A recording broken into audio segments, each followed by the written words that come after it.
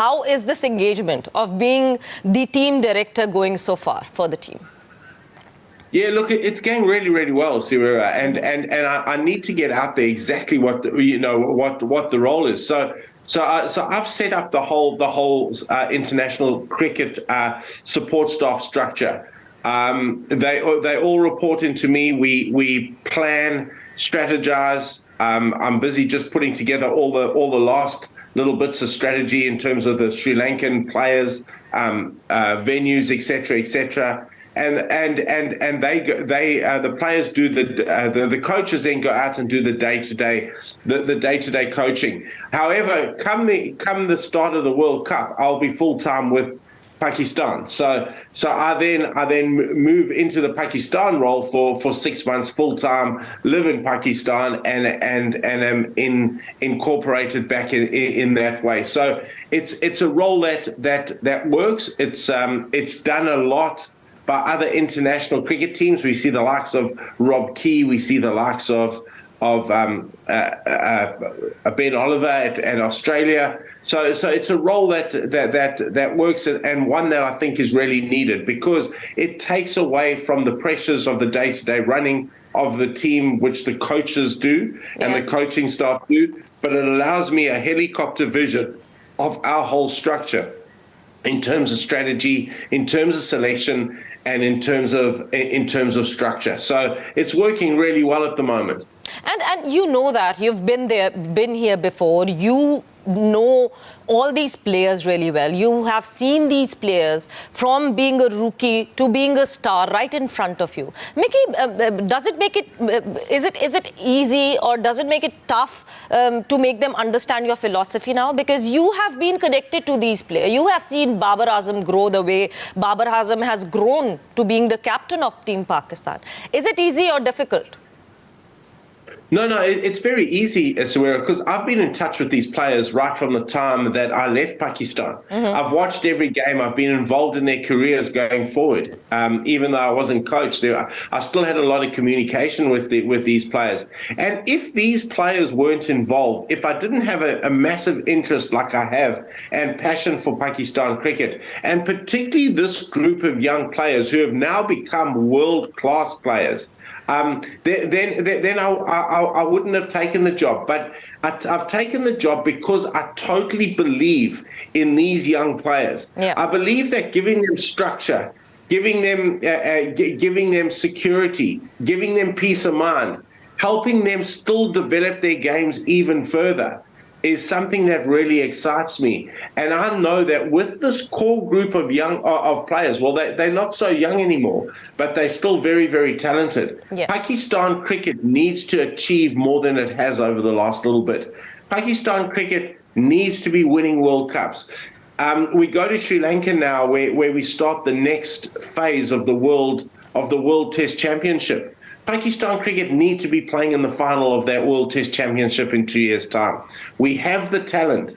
We need to play a brand of cricket that's reflective of our talent, and not the way we've played over the last couple of years. And over the period of time, I believe you have realized that these boys just need a pathway, a proper pathway, just to move further and just incorporate their talent, because the talent is there. We always talk about Pakistan having a raw talent, but there is this way and pathway that they require and need to perform at that level. So then comes in the play the Pakistan way. What is the Pakistan way, Mickey? It's something that I sat down, myself, Grant Bradburn, Rian Al-Haq, we sat down and we worked out, what do we want this team to stand for? Now, this team has an incredible supporter base. It's got a very, very passionate fan base, one that I'm very, very passionate about as well. It has numerous amounts of talent. There is so much talent. The players just need to understand they just need to understand the meaning of what they're playing for, and they also need to be given the wings to fly. And when I say given the wings to fly, I'm saying they need to be able to go out and express themselves within their characters.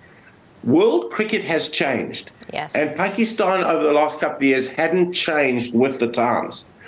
the game has gone to another level. So if we want to compete with the best, and I'm talking England, I'm talking Australia, I'm talking India. If we want to continually compete with those teams, we have to push our game to the limits. Sure. Now, the Pakistan way pushes those games to the limits. It's a more aggressive game plan.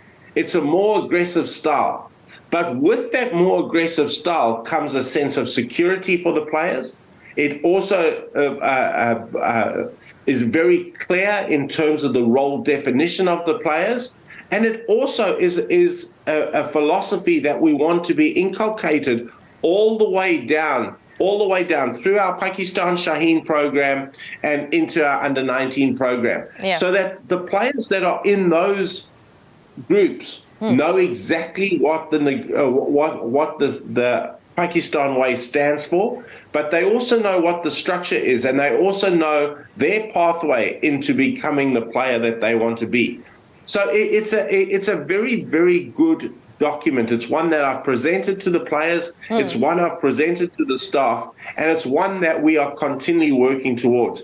If you had a look at the camp, we've had spin camps, we've had batting camps, we've had pace bowler camps. We've invited the best players over the last couple of months to the NCA.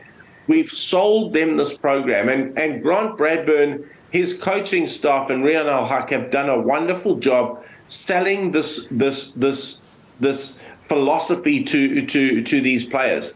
We want the players then to have a very clear pathway of what it entails and what it looks like for them in terms of their roles in order to become the best players they can be. So it's a very simple philosophy, yet so deep in terms of how far it reaches to players in Pakistan. Mickey, yes, on the grassroots level, maybe even on in that under-19 time frame, you can mold the players that way. Do you think at the national level, will you guys be able to mold the players that way? How will you go about it?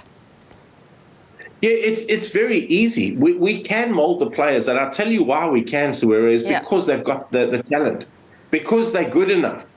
They've just got to believe in their ability. But as I said earlier, with us wanting to take these players to another level, we've also got to back them in. So what has happened in the past, because of the instabilities always in Pakistan cricket, players get picked. Then there's a change in coaching staff, and then players have got to prove themselves again because the new coaches come in and change the philosophy up. And it happens all the time. So what you find is players becoming very insular and playing for themselves instead of playing for the team. And now that's a natural reaction. Exactly. And if they start playing for themselves because they're insecure in their environment, because they're playing to be selected for the next test and the next tour, etc., what happens is players aren't allowed to go out there and express themselves. They play a tentative brand of cricket. So from myself and my staff, we are trying to give the players the security. We're trying to back them in. We're trying to make it very clear that it's a team-first policy and not individual. Because if we get the team operating to the best of their ability, there's no team in the world that can stop us. In terms of all the other little stuff, it's the little 1%ers that make a difference, Sawera. When you're talking about international teams and you're talking about the best, and I believe Pakistan is in the best bracket, when you're talking about the best, it's the 1%ers that make a difference. All the players have the talent. All the players have the ability that are playing there. Again, the players just need to feel backed. They need to know exactly where they stand. They need to know exactly what's required of them. But then the 1%ers come in. The 1%ers for me that we can control is fitness levels. We can control our fielding standards. Yes. We can control our running between the wickets. Those little 1%ers that we can control are going to be the difference for us in beating the best or not beating the best, because the margins between the top teams are so very small. So we can't let the 1%ers slip at all. That's where myself and the coaching team are going to be particularly pedantic in the players understanding exactly what we want from them.